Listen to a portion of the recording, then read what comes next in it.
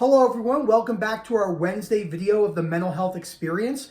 Before I start, I just want to say I'm not a mental health counselor. This is just experiences I've gone through throughout my OCD recovery. Hopefully throughout my journey with this, I'm going to be able to get other people on here, maybe they're therapists or PhDs in research in this, or just other people who have gone through severe mental health struggles themselves. So what we're going to talk about here, and I've covered this in other videos, is how to dispute irrational beliefs. Disputing irrational beliefs comes from Dr. Albert Ellis, who is now referred as the #1 most influential person in psychotherapy, above Sigmund Freud. Sigmund Freud's aspect was looking into the past. It's called psychoanalysis, and looking that the event in your life was the #1 driver of your emotional distress. We now know that the event has merit, but it's not the driving factor of your disturbance, your anxiety, your depression, and so forth. It is the belief that you hold that is the primary driver of your emotional distress.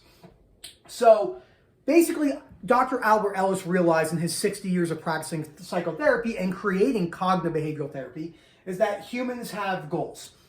And the majority of humans have two similar goals: to stay alive and to be reasonably happy throughout their life. That's a pretty common thing we see across the board. It's not for everyone, but for most people.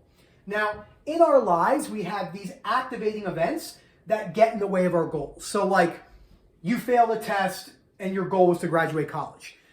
So this can create an emotional consequence, whether that is extreme anger or depression or chronic anxiety and so forth.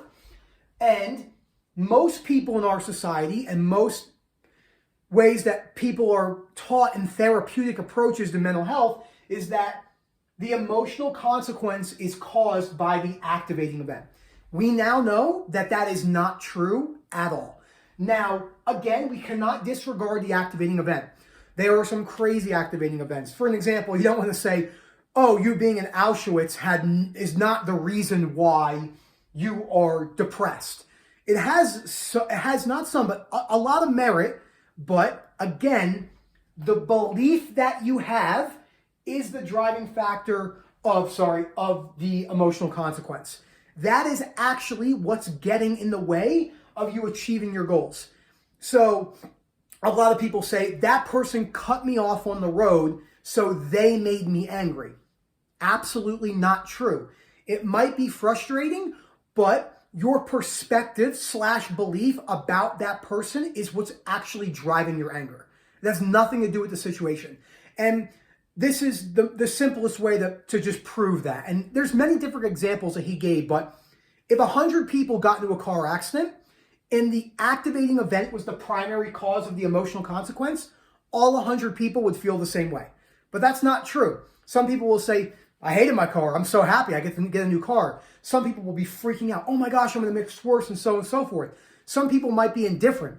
So that goes to show you in the simplest form that the activating event is not the primary driver of your emotional consequence. And this is very important when we're looking into OCD recovery, something that I'm going through right now, working on 8 months of severe OCD recovery, and I'm a lot better than I was. And this is the key to recovery.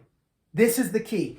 Also, exposure response prevention, not just helpful for OCD recovery, for anything in life. If you're afraid of something, you have to gradedly expose yourself to that to teach your neurology that it's not as scary as you think. And then if it doesn't go, you do have to go underneath and look at what those beliefs are. That's a big mistake that people have. You know, oh my gosh, like I keep going near spiders. I keep going near spiders. Why am I still afraid? I'm still grading myself towards that exposure.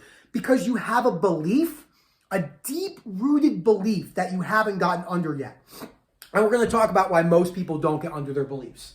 So this is key. Remember, if you're watching this and you have OCD, this is huge. This can be very, very compulsive. Dr. Albert Ellis did not gear this therapy, cognitive behavioral therapy, for OCD specifically. So we have to be very, very careful that this does not become compulsive. If you want to learn more about this, OcdRecoveryUk, my therapist, the #1 platform in OCD recovery, will explain this a lot more in depth. So we have these beliefs. I'm going to move to the other side.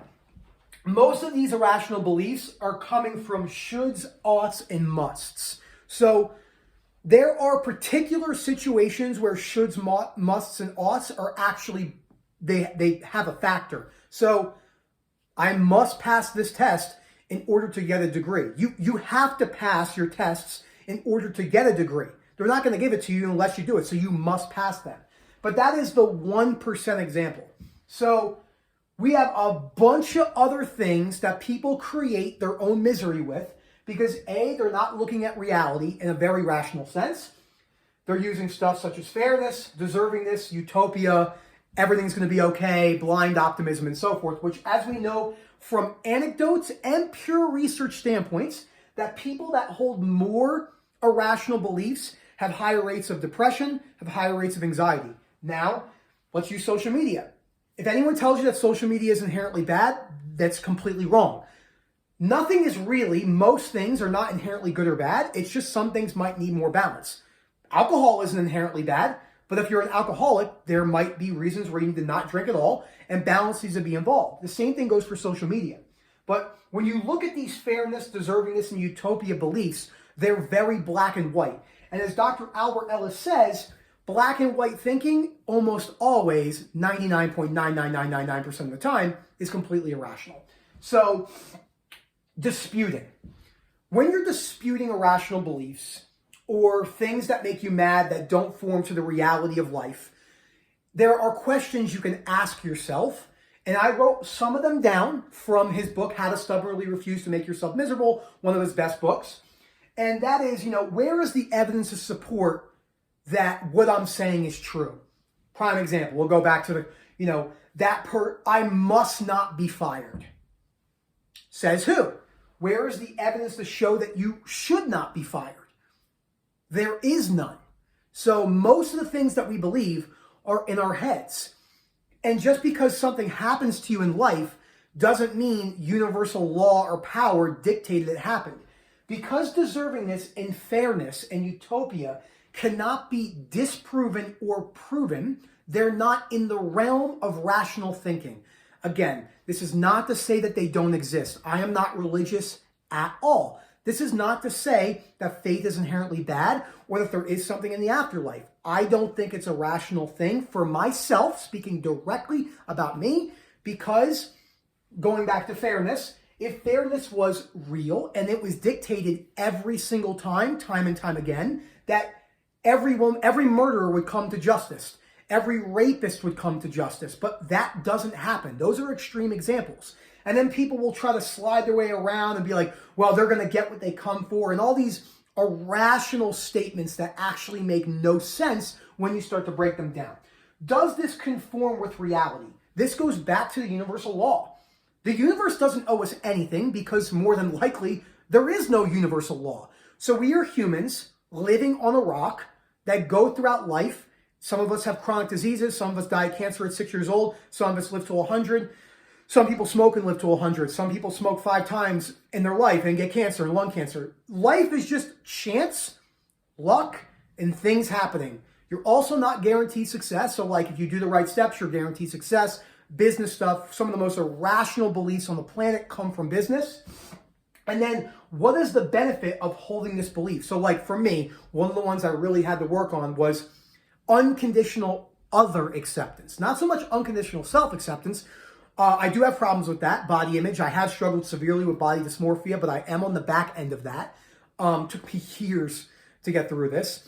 But, I didn't accept other people. So again, people have a human right to think and do as they please, even if you don't agree with it. It also doesn't mean that if they do something that you believe they must not do, that they are a bad person. There is no such thing as a good or bad person, because that would mean that there is a definition for good and bad. And that is not true. It changes on societal standards. It changes on the way that we see have perspectives on life. We are just people that do things. So let me give you an example. I'm a good person because I'm a professional basketball player. Absolutely not. You are a person who plays basketball.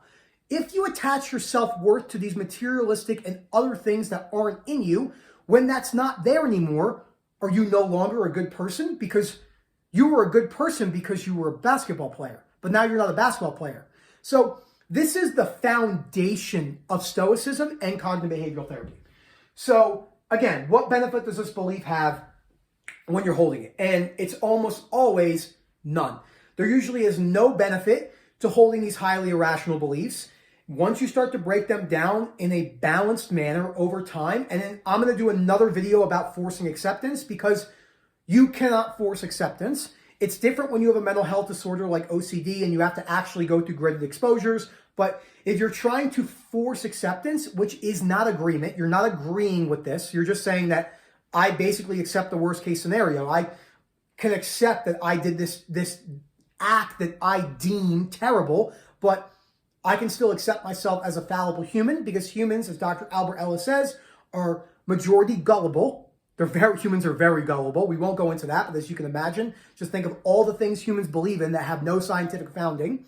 And humans are fallible. We make mistakes. That's why perfectionism is one of the most irrational beliefs that causes some of the most emotional distress and people with chronic anxiety and depression, because we live in a society where mistakes are deemed wrong, when actually mistakes are some of the most beneficial things on this planet. So why is it that most people never change? So there's different statistics out there and different people have different views. I think it's extremely hard to change if you don't go through severe trauma. I think that trauma pushes you to have changing your perspective. So severe trauma, me developing severe somatic OCD and body dysmorphia a year and a half ago, forced me to have to change. Some people don't have these events, so changing might be harder for them. Also, time and practice. Unconditional, true unconditional self-other and life acceptance takes years and years to actually feel. You feel it. It's a perspective shift. You're not just going to sit there and go, I'm not afraid of planes. I'm not afraid of flying. It takes time for this to happen. And this is a huge misconception on why people have so many problems with their mental health. This is probably the most important thing to learn in school over financial literacy, in my opinion, in all of that. Because if you have extreme irrational beliefs, whether it's about yourself, about other people, that is going to affect every single aspect of your life, everything about it. And most humans have extreme irrational beliefs. So, like I said, coming down to deservingness and fairness and stuff like that, because it's not hard, it's not easy to get underneath these beliefs, and it takes a lot of practice. And again, you can't force it. So it's a huge learning process. But I highly recommend you read How to Stubbornly Refuse to Make Yourself Miserable by Dr. Albert Ellis. You know, we believe that people that have this book should, again, so be in schools more than likely and be taught from a very young age. Because when you have 18 years of irrational beliefs being instilled upon you, trophies for participation and all these other things, it really sets you up for failure in a lot of aspects of your mental health, because it's not easy to change your neuroplasticity and actually get under these beliefs. So the sooner that we teach people about how to look at life in the most rational sense possible, the more benefit they potentially can obtain from that. Thank you so much for listening, guys. I hope you guys have a great day.